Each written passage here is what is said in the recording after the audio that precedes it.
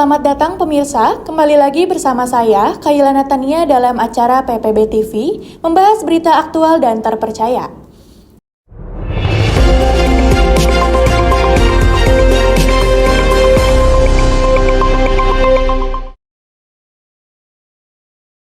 Kali ini, kami menghadirkan Anda berita terbaru tentang upaya mencapai Sustainable Development Goals yang bertujuan untuk memberikan akses air bersih dan sanitasi yang layak bagi masyarakat. Kehidupan yang sehat dan layak dimulai dengan akses yang aman dan berkualitas terhadap air minum serta sanitasi yang memadai. SDGs PBB menekankan pentingnya mencapai target air dan sanitasi yang layak untuk meningkatkan kesejahteraan masyarakat di seluruh dunia. Dalam laporan kami hari ini, kami akan membahas kemajuan yang telah dicapai, tantangan yang masih dihadapi, dan langkah-langkah konkret yang telah diambil oleh berbagai pihak dalam mencapai tujuan ini. Mari kita selami lebih dalam bagaimana akses air bersih dan sanitasi yang layak berkontribusi pada pembangunan berkelanjutan dan perbaikan kualitas hidup masyarakat, khususnya di Kota Bogor.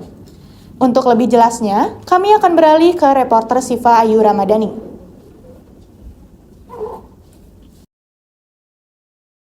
Baik, dengan Kaila di studio, saya Syifa Ramadhani dan kali ini saya sedang berada di Kelurahan Kebon Pedas. Saya akan mewawancarai salah satu staf di kelurahan mengenai sanitasi dan air bersih di sini.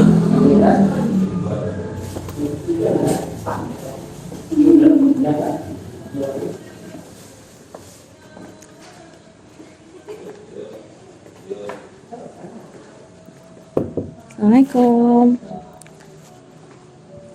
Baik.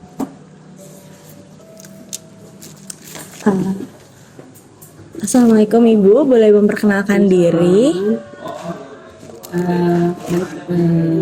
Saya selaku Kepala Seksi Ekonomi dan Pembangunan Kelurahan Kebon Pedas, Sari Sugiharti. Baik Bu Sari, saya Syifa Ramadhani dari IPB University dan kali ini saya akan mewawancara Ibu mengenai sanitasi dan air bersih yang ada di Kelurahan Kebon Pedas.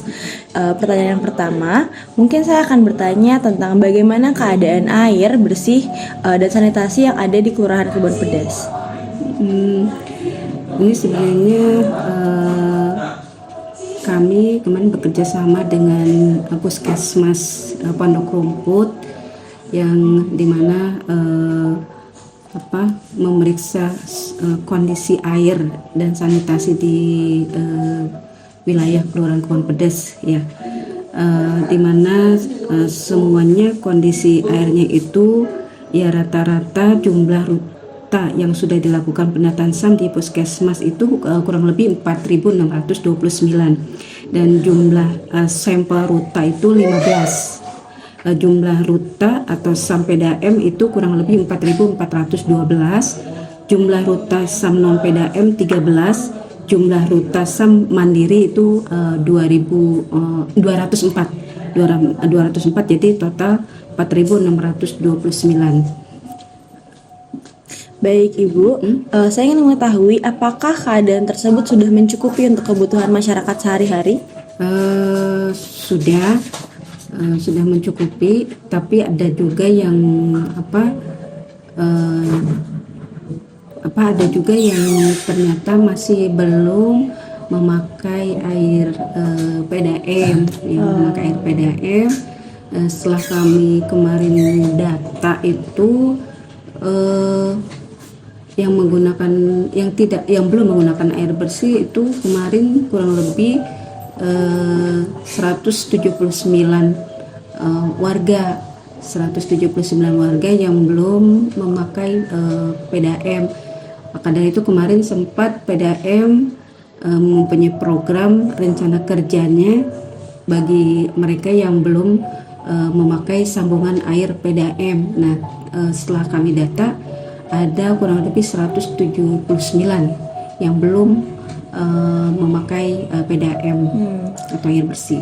Baik, Ibu berarti mungkin bisa saya simpulkan bahwa sebenarnya kualitas airnya sudah cukup baik, namun belum rata airnya.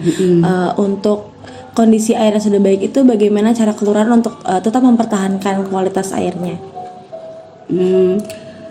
Itu dengan puskesmas melakukan itu tadi pengambilan sampling sampling. atau SKAMRT dengan jumlah sampel 15 rumah menggunakan metode sampling, pemeriksaan kualitas air bersih dan air minum 19 parameter. Oke, Ibu, apakah Kelurahan Kebon Pedes itu sudah melakukan sanitasi dengan layak atau dengan baik? Sudah. Berarti saya bisa simpulkan bahwa apa yang terjadi di Kelurahan Kebon Pedes itu semuanya sudah baik dan mungkin perlu improvement di bagian pemerataan air bersih saja ya Bu. Oke, baik, terima kasih Bu Sari atas waktunya. Dan ini juga mungkin untuk ya ternyata kan berkaitan dengan Kelurahan Kebon Pedes ini juga sudah memiliki sanitasi yang baik, yaitu dengan kemarin program STBS ya, stok buang air besar sembarangan atau STBM dengan membangun septic tank komunal di beberapa titik. Nah, perlu diketahui kita untuk tahun kemarin kita sudah membangun melalui Dinas PUPR membangun SPAL-DT, sistem pengelolaan air limbah terpadu, SPAL-DT namanya, itu untuk 52 sasaran rumah agar tidak BABS ya. Terus untuk tahun ini kita membangun melalui DAK program DAK PUPR provinsi, itu kita dapat bantuan 10 titik dengan satu titiknya 10 rumah. Jadi kurang lebih 100 rumah yang akan kita bangun SPAL-DS-nya, itu sistem pengelolaan kalau SPAL-DT itu terpadu, DS itu kayaknya hanya 10 rumah. Kalau SPAL-DT itu 50 rumah. Oh, baik. Berarti di Kelurahan Kebon Pedes ini akan selalu improvement ya Bu, akan selalu berkembang untuk sanitasi dan air bersihnya untuk menjadi lebih layak lagi untuk masyarakat. Iya. Nah, makanya itu dengan masyarakat agar jangan sampai buang air besar sembarangan, agar nanti mereka kan BABS itu ke kali dan belum tentu juga yang mereka itu takutnya nanti dari BABS itu air yang itu kan ke mana, misalnya aliran air yang penting mungkin ya. Iya, ke aliran airnya itu takutnya mencemari air yang bersih. Gitu. Itu saja.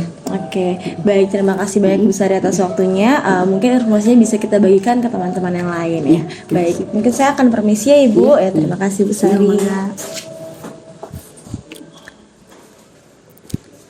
Baik, seperti itu laporan yang ada di Kelurahan Kebon Pedes. Saya kembalikan kepada Kayla di studio. Baik, selanjutnya kita akan wawancara langsung dengan warga Kelurahan Katulampa untuk membahas lebih lanjut bagaimana kondisi air di kelurahannya. Ya, saya dengan Doni dari Ketua RT dari RT 5 RW 18 di Parahyangan Regensi di Kelurahan Katulampa, Bogor Timur. Oke, baik Bapak. Kali ini kami akan mewawancari Bapak mengenai keadaan sanitasi dan air bersih di Kelurahan Katulampa di wilayah Bapak. Baik.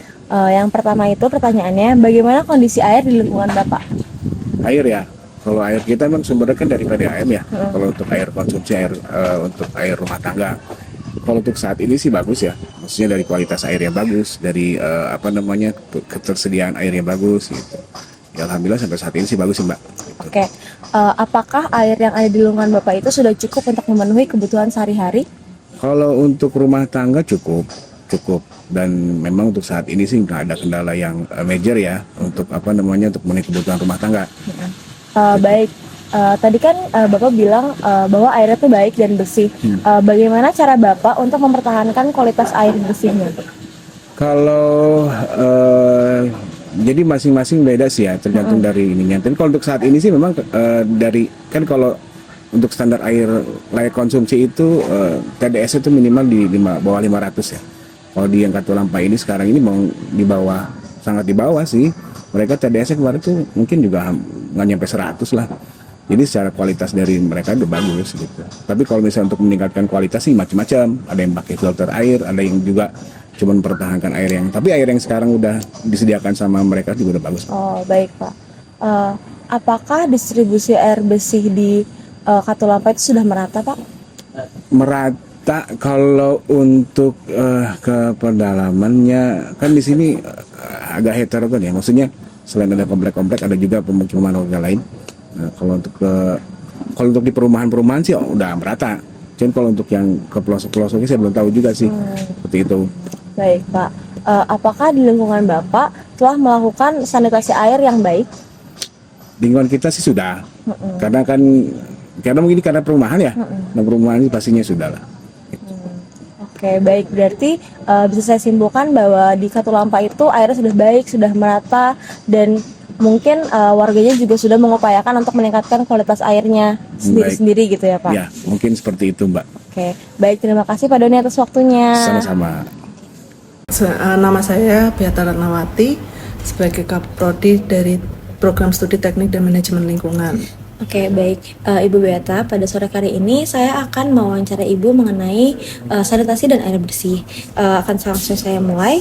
Yang pertama itu, bagaimana peran air dalam kehidupan masyarakat? Oke, kalau peran air dalam kehidupan masyarakat itu sangat penting ya, karena dengan air pasti nantinya sanitasi juga meningkat, kemudian nanti efeknya pada kesehatan masyarakat. Itu kalau misalkan kita kekurangan air, pasti nanti dampaknya pada kesehatan. Contohkanlah stunting, itu pengaruhnya sebenarnya pada sanitasi. Sanitasi yang buruk, stunting menjadi tinggi juga tingkat stuntingnya. Baik Ibu, untuk sejauh ini apa saja tantangan yang dihadapi dalam memastikan akses universal terhadap air atau air bersih itu sanitasinya tuh aman dan nyaman? Langkah-langkahnya ya. Tantangannya. Kalau tantangan dibilang tantangan sebenarnya lebih ke masyarakat ya, karena masyarakat kadang mungkin saya cerita dulu terkait dengan air bersih ya. Kita dapat air bersih di dunia itu hanya 3% dari air yang memang sebenarnya 97% lah sebenarnya itu bumi kita terdiri dari air. Tapi 3% saja yang bisa menjadi air bersih yang bisa kita gunakan. Nah, masalahnya air bersih itu kita dapatkan proses pengolahannya cukup tinggi. Nah, tantangannya tadi yang berhubungan tantangan adalah terkait dengan pencemaran air. Kalau misalkan banyak pencemaran, kita mendapatkan untuk akses air bersih menjadi susah. Misalkan contohkanlah adalah PDAM.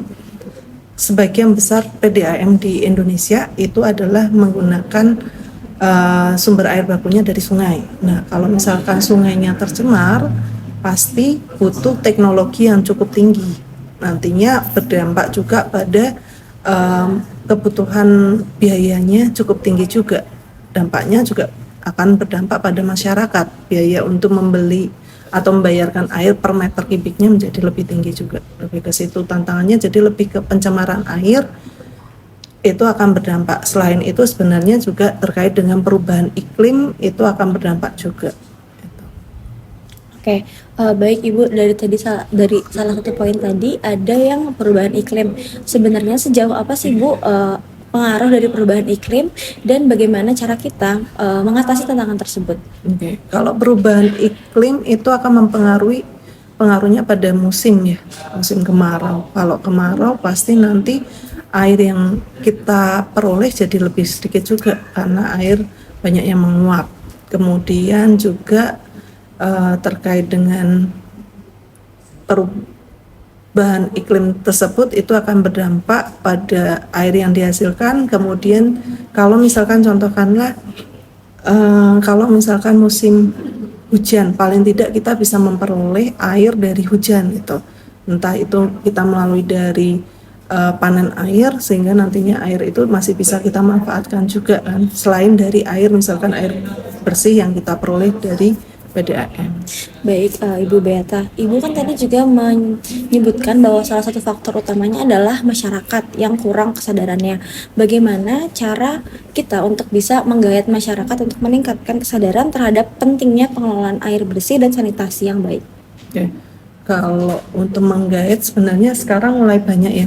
Misalkan kayak di Instagram media sosial itu kan ada kayak apa namanya, siapa yang pemuda-pemuda bareng-bareng untuk saya lupa namanya siapa namanya, Pandawa kan ya. Pandawa kan bareng-bareng untuk membersihkan sungai. Selain itu sebenarnya juga banyak komunitas-komunitas yang memang mereka bertugas untuk menjaga kelestarian kebersihan dari sungai. Itu udah salah satu langkah. Belum lagi kalau Ciliwung itu ada gerakan Ciliwung bersih yang memang bertujuan untuk mengamankan Sungai Ciliwung ini bersih dari sampah-sampah. Itu salah satu langkah lah. Kemudian dari mereka sebenarnya juga masyarakat ikut menjadi aware juga. Nah, kalau misalkan untuk per masing-masing sebenarnya kita mulai dari penggunaan sabun. Kalau kita menggunakan sabun yang ramah lingkungan, deterjen yang memang bisa terurai, terdegradasi dengan mudah, itu juga salah satu langkah. Terima kasih telah menyimak liputan kami hari ini. Mari kita semua berkontribusi untuk mencapai SDGs, khususnya dalam menciptakan dunia yang lebih baik melalui penyediaan sanitasi dan air bersih yang layak. Saya Khaila Natania, kami akan kembali dalam waktu dekat dengan lebih banyak berita terkini. Sampai jumpa dan semoga Anda memiliki hari yang luar biasa.